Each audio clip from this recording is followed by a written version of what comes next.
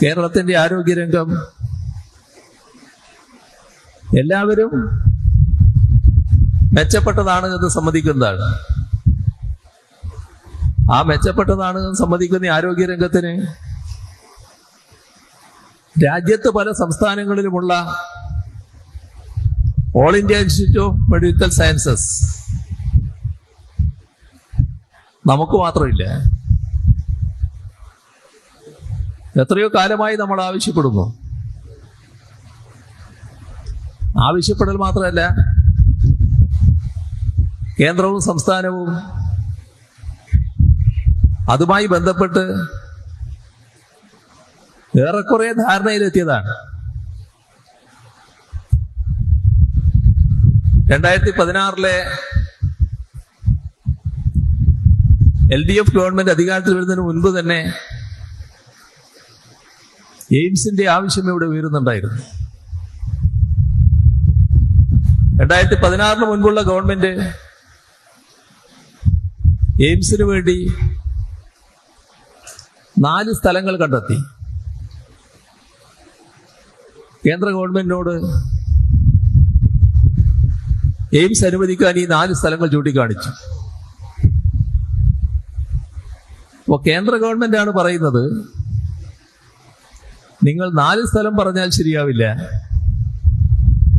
എവിടെയാണോ സ്ഥാപിക്കേണ്ടത് ആ സ്ഥലം പ്രത്യേകമായി ചൂണ്ടിക്കാണിക്കണം. അപ്പൊ ഇതിലൊന്ന് പറയണം. അങ്ങനെയാണ് കോഴിക്കോട് കിനാലൂരില് എയിംസ് സ്ഥാപിക്കുന്നതിനാവശ്യമായ അത്രത്തോളം സ്ഥലം ഏറെക്കുറെ എടുത്തു കേന്ദ്ര ഗവൺമെന്റിനെ അറിയിച്ചു. അന്ന് തൊട്ട് കാത്തിരിപ്പാണ്. ഇതിനിടയില് പ്രധാനമന്ത്രി അടക്കമുള്ള ഒട്ടേറെ പേരെ കാണുകയാണ്, ഇത് അനുവദിക്കണമെന്ന് ആവശ്യപ്പെടുകയാണ്. സംസാരം നടക്കുമ്പോ ഇപ്പൊ കിട്ടിപ്പോയി എന്ന് തോന്നും. പക്ഷേ അടുത്ത പ്രഖ്യാപനത്തില് അതുമാത്രമില്ല. ഇങ്ങനെ വർഷങ്ങൾ പിന്നിട്ടു. ഈ ബജറ്റിന് മുൻപ് ഈ പറയുന്ന എല്ലാ പ്രക്രിയയും നടന്നു. കേന്ദ്ര ആരോഗ്യമന്ത്രി നന്ദയാണ്, അദ്ദേഹത്തെയും കണ്ടോർമ്മിപ്പിച്ചു. പക്ഷേ ബജറ്റിൽ എയിംസ് ഇല്ല. 5 പ്രധാന മെഡിക്കൽ കേന്ദ്രങ്ങൾ രാജ്യത്ത് പ്രഖ്യാപിച്ചിരിക്കുന്നു. കേരളത്തിൽ അതിലൊന്നുമില്ല. നമ്മള് ആരോഗ്യരംഗത്ത് ഇത്തരം സ്ഥാപനങ്ങൾ അനുവദിക്കാൻ പറ്റാത്ത ഒരു സംസ്ഥാനമാണ് എന്ന് ആർക്കെങ്കിലും പറയാൻ പറ്റുമോ? ആയുർവേദ രംഗം, ആയുർവേദ മേഖലയിലെ 3 പ്രധാന സ്ഥാപനങ്ങൾ രാജ്യത്ത് അനുവദിക്കുന്നു. കേരളത്തിലെ ആയുർവേദ മേഖലയെ ആർക്കെങ്കിലും അവഗണിക്കാൻ പറ്റുമോ? എല്ലാവർക്കും അറിയാവുന്ന കാര്യമല്ലേ. ആയുർവേദ ചികിത്സയ്ക്ക് വേണ്ടി മാത്രമായി കേരളത്തിൽ വരുന്നവരില്ലേ? സംസ്ഥാനത്തിന് പുറത്തുള്ളവർ മാത്രമല്ലല്ലോ, രാജ്യത്തിന് പുറത്തുള്ളവരും കേരളത്തിന്റെ ആയുർവേദ ചികിത്സയ്ക്ക് വേണ്ടി വരികയല്ലേ. ആയുർവേദ മേഖലക്ക് പ്രാധാന്യം കൊടുത്ത് 3 ദേശീയ സ്ഥാപനങ്ങൾ രാജ്യത്ത് ആരംഭിക്കുമ്പോൾ അതിലൊന്നിന് കേരളം എല്ലാ രീതിയിലും അർഹതപ്പെട്ടതല്ലേ. പക്ഷേ കേരളത്തിന്റെ പേരില്ല, കേരളത്തിന് മാത്രമില്ല.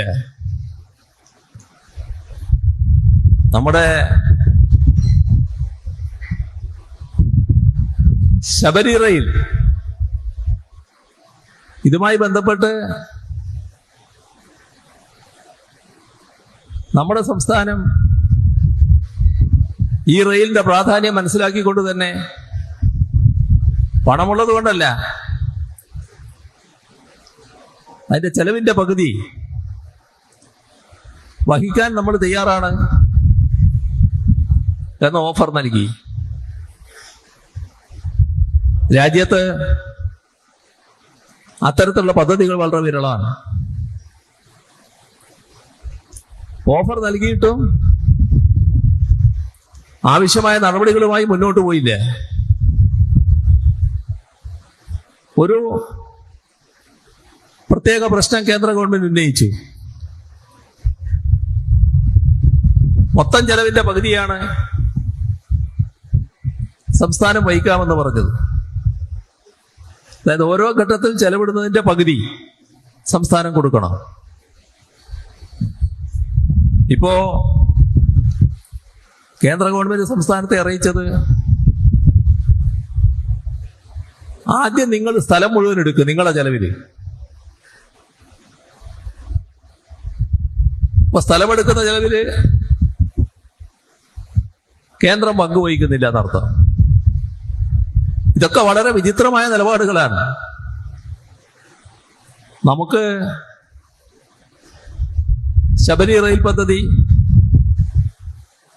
പൂർത്തിയാവുക എന്നതിലാണ് താല്പര്യം. ആദ്യം നമ്മൾ പറഞ്ഞു,